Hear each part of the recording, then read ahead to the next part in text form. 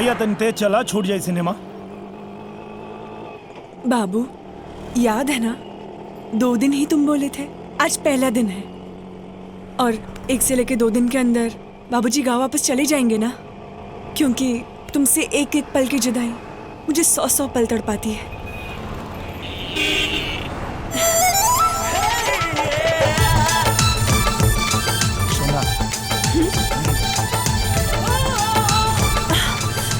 नहीं प्लीज नहीं नहीं प्लीज ना बाबू, नहीं ना।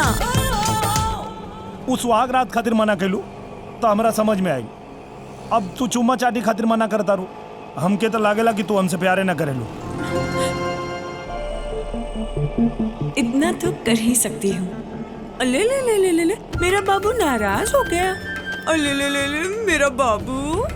बाबू देखो अपनी सोना को। बाबू, मेरे बाबू आजा आजा बाबू। सोना हाँ, ये देखा बहुत बढ़िया। हाँ हाँ, ये सब देखा था भैया, ये सब ना बम्बई के एकदम असली छाप हो, कथा लगा के। वाह क्या बात है। आई देख हाँ, देखा ये हाँ मुंबई के असली औकात, कत्था चूना लगाए के। बाकी भैया हाँ? कपड़वा से हमरा के निरहू नियर लगता। हाँ? हाँ। अरे ना मर्दवा, हमार खून इतना गंदा नहीं हो सका। बाबू ठरकी टाइप के बुड्ढे हमको देख रहे हैं। कौन है बे? बाबूजी, भाई ला पकड़ो, चल चल चल भाग, जल्दी निकलो।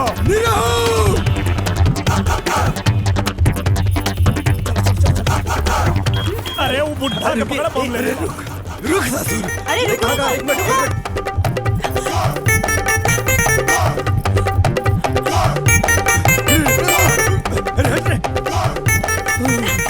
अरे मुंह का दिखा तारू, चुपचाप जाके कहीं छुप जा। अरे रुका, अरे रुका रुका रुका रुका, अरे रुका।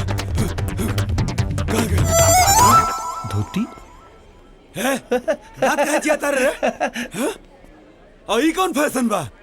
ऊपर ढकल बा, नीचे उघार बा। अरे पैंट पहनाओ इनके रखे।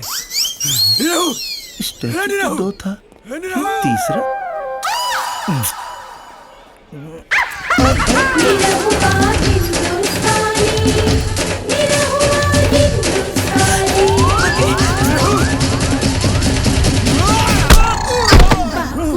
बाबूजी, तू कहाँ दौड़ता रहा? दौड़ता नहीं कि तू दौड़ावता रे? हाँ? कहाँ गई? कहाँ गई बेशरम पे आया लड़की? कौन बे आया? कहाँ? ससुर, हरामखोर, नलायक, एगो गाय नियन सीधा साधा लड़की के घरे बैठाए के बाहर एगो अधरंगी लड़की के साथ रासलीला करता रे। कहाँ? कहाँ गई? कौन कहाँ गई? Yes? क्या करता रहा? अरे छोड़, है आवा। What? अरे जान न पहचान। अरे छोड़ा यार। कहाँ रे? हाँ? तू ही बाड़े ना जवान हमरा बेटे के फसौले बाड़ू। चल बुढ़ा। निरहू, निरहू, तू हमारों के पिटवाई बा। यहाँ कुछ कहने पड़े तो भारी बेइज्जती हो जाए। तो आ जाओ डेरा पे, आ जाओ।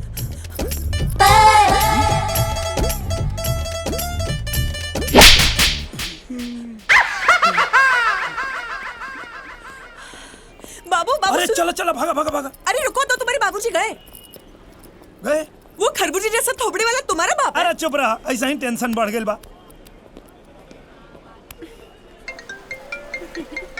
अरे चंपा। हाँ साहब बोला। हाँ चंपा, अरे बहुत गड़बड़ हो गई। हमके और मैडम के मॉल में बाबूजी देख के बहुत गुस्सा में डेरा पे गए बने। तो उससे कुछ कहिए तो तू जोर जोर से रोइया, खूब रोइया। ओ साहेब थांबा थांबा, मैं आता रूम पे नहीं है। कहाँ हो? ओए साहेब, जास्ती पूछताछ करने का नहीं।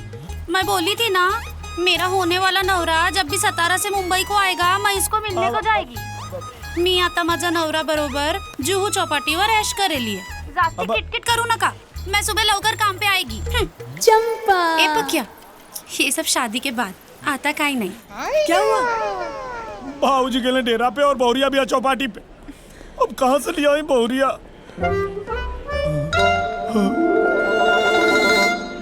बाबू सोचना भी मत, मैं बिल्कुल नहीं करूंगी। Please Sona, please. तो के कुछ नहीं करेंगे, बस तू घर चला। चल बाबू चल जल्दी। मैं कुछ नहीं करने वाली। अब आओ जल्दी, जल्दी जाओ।